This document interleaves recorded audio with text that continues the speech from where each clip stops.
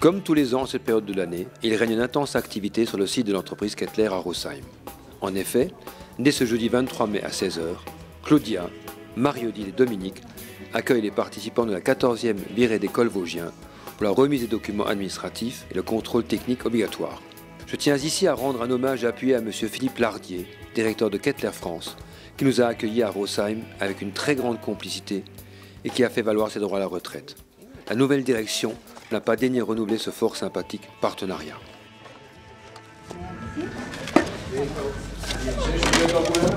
Voilà.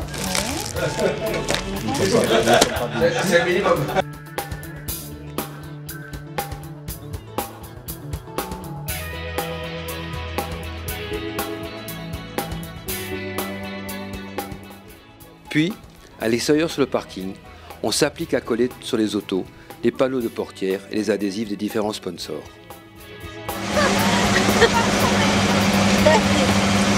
Bon, on ne trouve pas l'ouverture du capot, donc on est déjà out.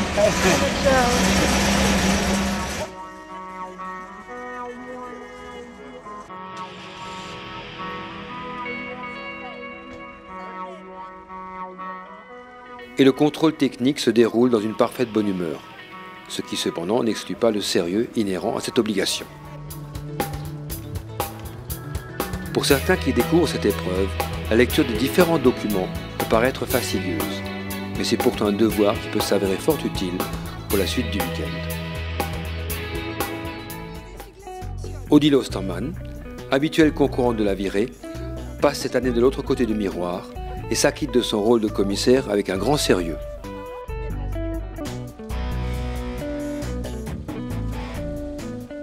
Francis Magixus, fidèle à ses habitudes, peaufine le réglage de la Ford Escort Twin Cam de John Curtis Chamberlain pendant la séance de contrôle technique. Comme d'habitude, le plateau de cette 14e édition est de toute beauté, à l'instar de ce splendide Jaguar SS100 de Gérard Lapostole. Construite en 1937, c'est la doyenne du rallye.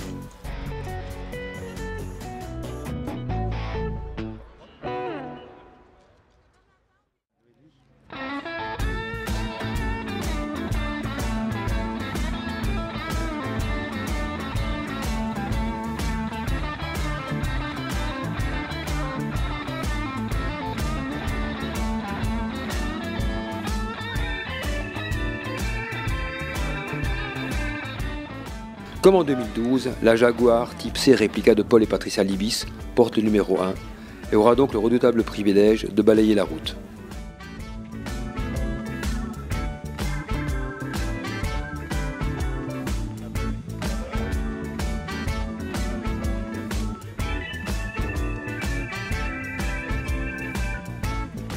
Samedi matin, 6 h 30. Tout le monde est là. Les uns après une bonne nuit passée au Diana ou au Bugatti, les autres qui effectuent le contrôle technique et se régalent avec le petit déjeuner offert par le patron de l'entreprise Kettler.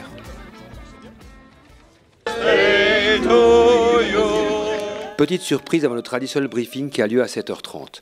Marie-Laurence et Charlotte avaient vendu la mèche. Comme il est de coutume à la VCV, les dernières explications se font dans les deux langues. J'espère. Parce qu'il n'y a que vous qui gagnez. Il y en a marre. Il y en a marre. Ça, c'est pas vrai. Il y a eu quelques modifications. Vous avez vu votre pré-briefing qui a été remis dans vos documents, dans vos pochettes brunes. Concernant les modifications de dernière minute,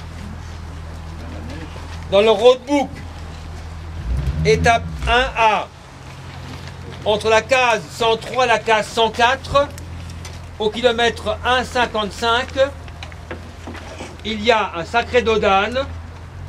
Roulez au pas, roulez très très doucement. Il est toxique.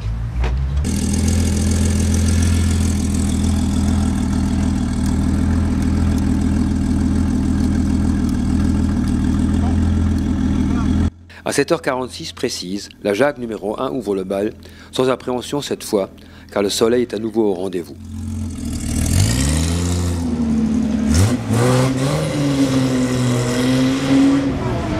Bonjour. 30 secondes. Oui, merci. Tu vas aller vers les voitures.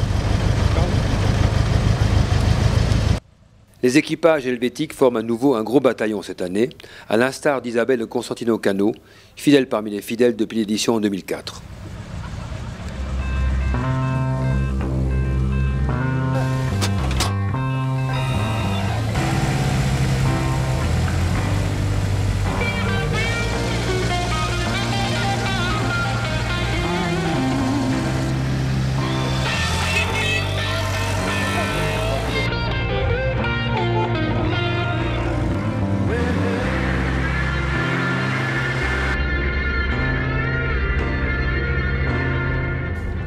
Il fallait être vigilant dès le départ, car le premier piège se situe déjà au kilomètre 1,16 à l'entrée de Rosheim.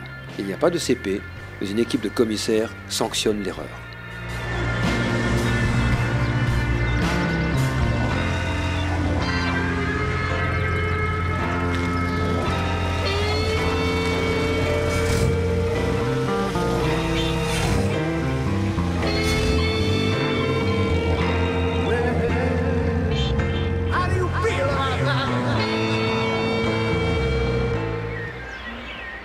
Entre Obernai et Birch, sur la D322, il fallait emprunter le VO du vignoble et noter le CP qui s'y trouvait.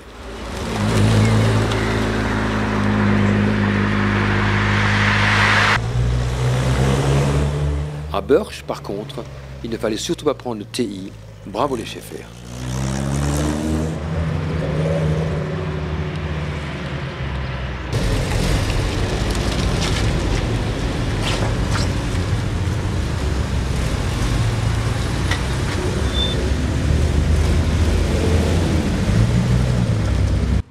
Beaucoup d'hésitation à la Leonardo. Les équipages ont été perturbés par un carrefour non précisé dans le roadbook. Mais cela n'avait pas lieu d'être, puisque sur l'une des rues figurait un panneau impasse. Ce fut une belle séance de jardinage groupée pour le plus grand plaisir des quelques spectateurs présents.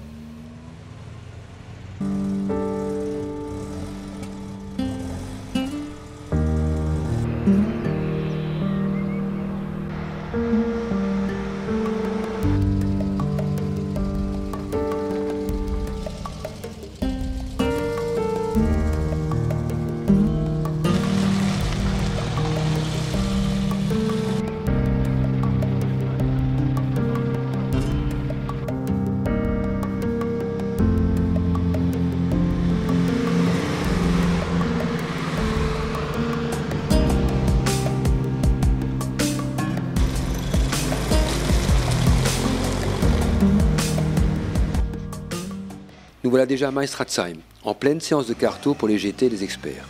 À nouveau, un contrôle humain, bien visible celui-ci, sanctionne le non-respect d'une inversion de case. On pointe alors au CP humain, en n'ayant pas noté au préalable le panneau qui se trouvait sur la bonne route. La mine de l'équipage Kersten a tout bon. Ah, das ist schon gut. Okay. Ciao. Comme d'habitude, la bonne humeur est de mise. Les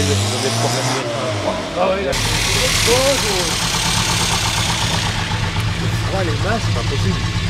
Prends la main. Ouais, comment? Voilà. Voilà, merci. Bonne route. Merci. Et avant de se rendre à Krautergesheim, il fallait effectuer une boucle dans les VO à la sortie de Meistratzheim.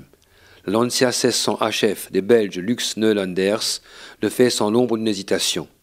C'est tout bon aussi pour les suivants.